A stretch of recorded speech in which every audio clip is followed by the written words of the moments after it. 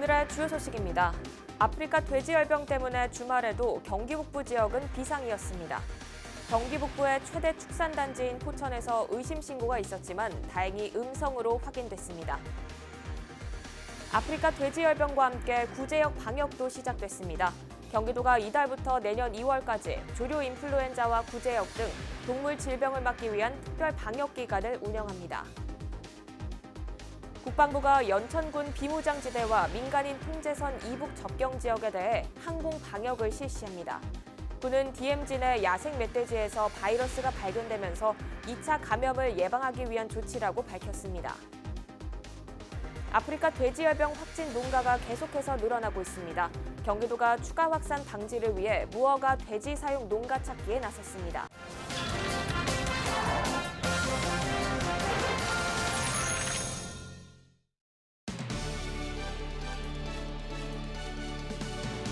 여러분 안녕하십니까? 헬로티비 뉴스 나라입니다. 오늘의 첫 소식입니다. 아프리카 돼지열병 때문에 주말에도 돼지 농가들은 마음을 놓을 수 없었습니다. 특히 경기 북부의 최대 축산단지인 포천에서 의심 신고가 들어오기도 했는데요. 주말 사이 경기 북부 지역의 돼지열병 상황은 어땠는지 김초롱 기자가 정리했습니다. 지난 주말 포천 지역은 그야말로 초비상이 걸렸습니다. 지난 6일 오전 포천시 관인면의 한 돼지 농가에서 아프리카 돼지열병 의심 사례가 신고된 겁니다. 해당 농장주는 돼지 2마리가 폐사한 것을 확인한 뒤 포천시에 신고했습니다. 양성 판정이 날 경우 해당 농가의 돼지 1,300마리뿐 아니라 반경 3km 내 10개 농가의 돼지 25,200마리가 살처분될 상황이었습니다. 검사 결과 돼지열병은 아닌 것으로 확인됐습니다. 농림축산식품부는 의심 신고를 한 농가에 대한 정밀조사를 벌인 결과 돼지열병 음성 판정이 나왔다고 이날 오후 밝혔습니다. 포천과 인근 지역은 놀란 가슴을 쓸어내렸습니다. 축산농가가 경기 북부의 최대 농장이다 보니까 많이 긴장을 하고 있었습니다. 그래서 더욱더 그쪽 주변에 수족도 많이 좀 했었고 그렇습니다. 포천시는 돼지 26만 마리를 사육하는 경기 북부 최대 축산단지로 방역망이 뚫릴 경우 큰 피해가 예상되는 곳입니다. 경기 북부 지역은 계속해서 마음을 놓을 수 없는 상황입니다. 지난달 말 양주 지역의 경우 돼지열병 의심 신고 총 4건이 접수됐고 모두 음성 판정을 받았습니다.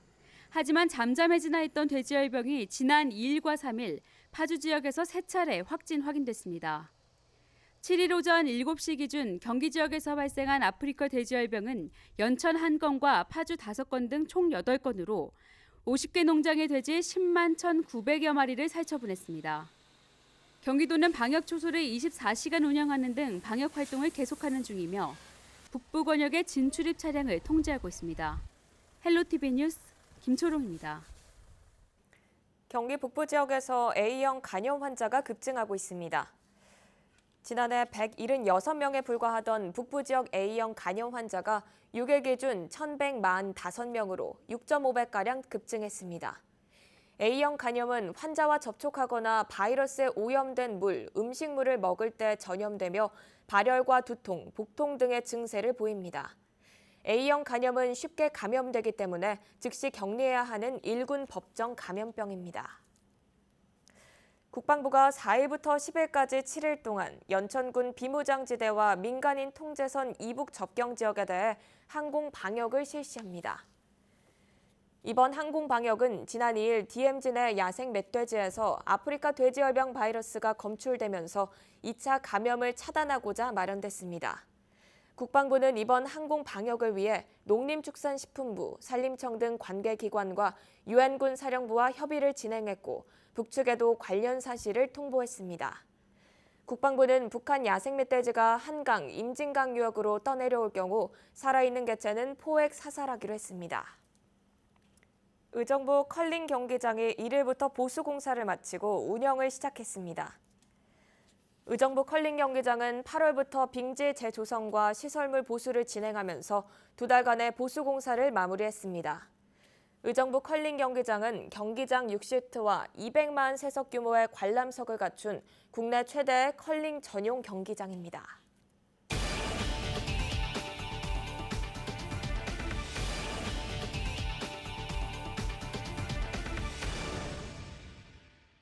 아프리카 돼지열병 확진 농가가 계속해서 늘어나고 있습니다. 경기 북부 지역은 매일이 긴장의 연속인데요.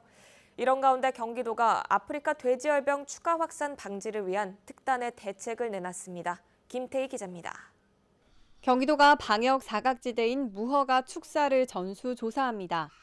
지난 2일 소규모 무허가 농가에서 아프리카 돼지열병 추가 확진 판정이 내려진 데 따른 조치입니다. 통관 리 단위로 단 한 곳도 예외 없이 모든 그 농가들을 다 조사할 수 있게 최대한 빨리, 혹시 우리의 방역망에서 제외되어 있는 아주 극소규모의 돼지 농가가 있는지를 찾아야 되겠습니다. 이재명 지사는 300두 미만 농가 매입을 검토하라며 지시했습니다. 소규모 농가의 경우 관리에 어려움이 있는 만큼 도 차원에서 수매해 선제적으로 축사를 비우자는 겁니다. 또 이 지사는 양주시 방역대책상황실과 거점 소독시설을 방문해 방역 담당자를 격려하고 빈틈없는 차단 방역 조치를 주문했습니다. 경기지TV 김태희입니다. 경기도가 이달부터 내년 2월까지 조류 인플루엔자와 구제역 등 동물 질병을 막기 위한 특별 방역 기간을 운영합니다. 경기도는 AI 차단 방역을 위해 10억 원을 투입해 오리 농가의 겨울철 사육 제한을 확대하고 14억 원을 들여 5만 마리 이상을 사육하는 산란계 농가 앞에 통제 초소를 운영합니다. 또 아프리카 돼지열병으로 설치한 거점 소독시설과 이동 통제 초소와 연계해 AI 발생 위험 지역 방역 관리에 나섭니다.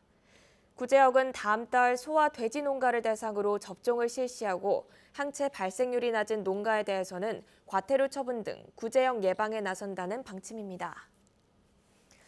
추석 연휴 실시된 환경오염 특별단속에서 위반 업소가 무더기로 적발됐습니다. 경기도는 광역환경관리사업소는 지난달 2일부터 11일까지 도내 519개 사업장을 단속한 결과 위반 업소 59개소를 적발했다고 밝혔습니다. 주요 위반 내용은 폐수 배출 허용 기준 초과 4건, 방지시설 비정상 가동 4건 등입니다. 이 중 18개 업소는 사법기관에 고발 조치됐고 나머지 기관에는 행정조치가 내려졌습니다. 도민들의 구직 활동을 지원하기 위해 경기도가 내년부터 면접수당을 지급하는 기업에 대해 각종 혜택을 제공합니다. 면접수당은 채용 면접 시 교통비 등을 목적으로 기업이 응시자에게 제공하는 일정 비용입니다. 도는 내년부터 면접수당을 지급하는 기업에 도가 추진하는 기업 지원 사업 신청 시 가점을 부여하는 등의 혜택을 제공할 예정입니다. 경기도가 복지 사각지대에 놓인 취약계층을 발굴해 긴급 복지 지원에 나섰습니다. 경기도는 복지국장을 단장으로 노인 대책반 등 5개 반을 만들어 7만 2천여 가구의 취약계층을 발굴해 102억 원을 지원했습니다. 특히 생계 곤란에 처한 가구와 자살 고위험군 등 8천여 가구를 선별해 생활 안정을 도왔으며 5만 9천여 가구에는 주거 환경 개선을 도왔습니다. 경기도의 부동산 실거래 위반이 전국에서 가장 많은 것으로 조사됐습니다. 국토교통부의 전국 부동산 실거래 위반 현황을 보면 2016년부터 지난 6월까지 전국 부동산 실거래 위반은 2만 4천여 건으로 과태료는 1,118억 원이었습니다. 지역별로는 경기도가 7,500건으로 가장 많고 서울 3,300여 건, 부산이 2천여 건으로 그 뒤를 이었습니다. 과태료 역시 경기도가 327억 원으로 가장 높았으며 서울 167억, 대구 121억 순이었습니다. 폐시멘트가 포함된 오염수를 하천에 무단 방류하는 등 환경 법규를 위반한 업체들이 대거 적발됐습니다. 경기도 특별사법경찰단이 지난 1월부터 9월까지 도 특사경에 고발된 100여 건의 환경법규 위반 사례를 수사한 결과 84개 업체를 적발했습니다.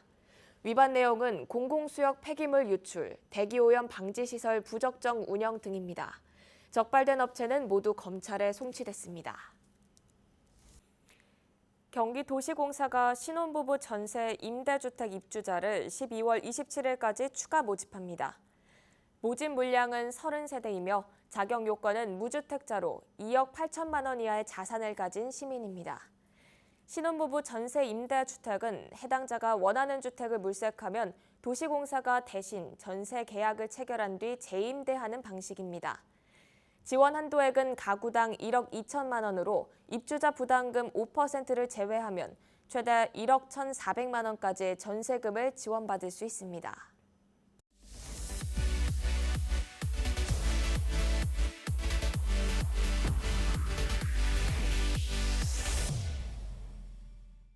전국체전이 수도권 일대에서 열리고 있습니다. 경기에 나서는 선수들의 각오는 남다를 텐데요.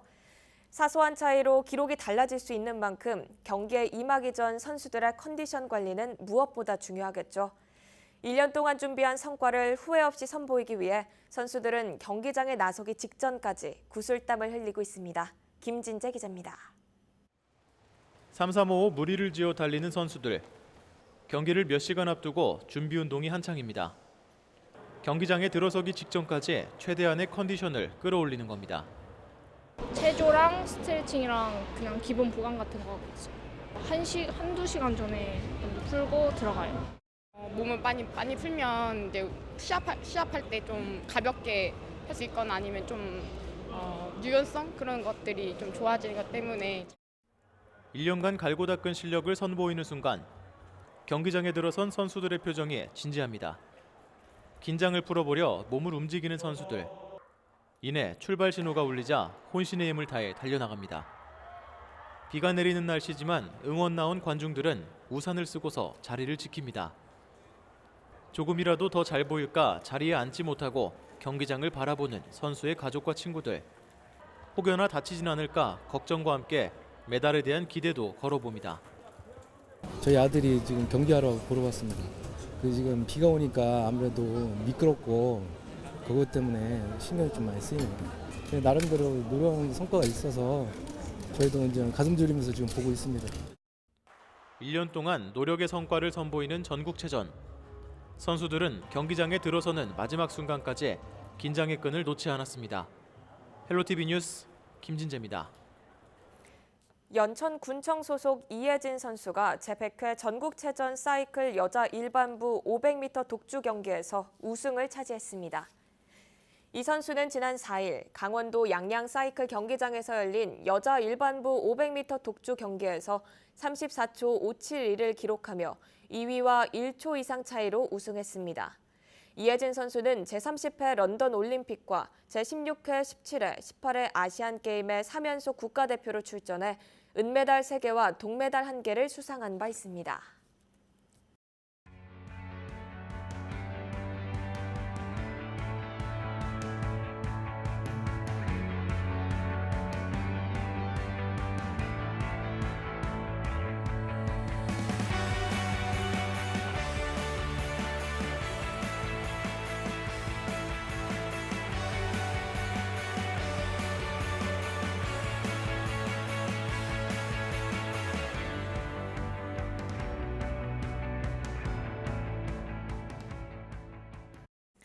이어서 날씨 정보입니다. 찬 공기를 몰고 온 가을비가 그치고 당분간 맑은 날들이 이어지겠습니다. 8일 아침 최저기온은 11도, 최고기온은 20도를 보이겠고 미세먼지 농도는 좋음 수준이 예상됩니다. 한글날인 수요일은 아침 최저기온이 4도로 뚝 떨어져 춥겠습니다. 이후에도 아침 최저기온이 10도 안팎에 머물리며 쌀쌀하겠고 일교차도 크게 벌어지겠습니다. 이렇게 낮과 밤의 온도 차가 크게 벌어지며 환절기 감기 걸리기 쉽겠습니다. 감기 걸리지 않도록 체온 조절에 힘써주시기 바랍니다. 비가 그친 이후여서 당분간 공기 상태도 좋겠습니다. 날씨였습니다.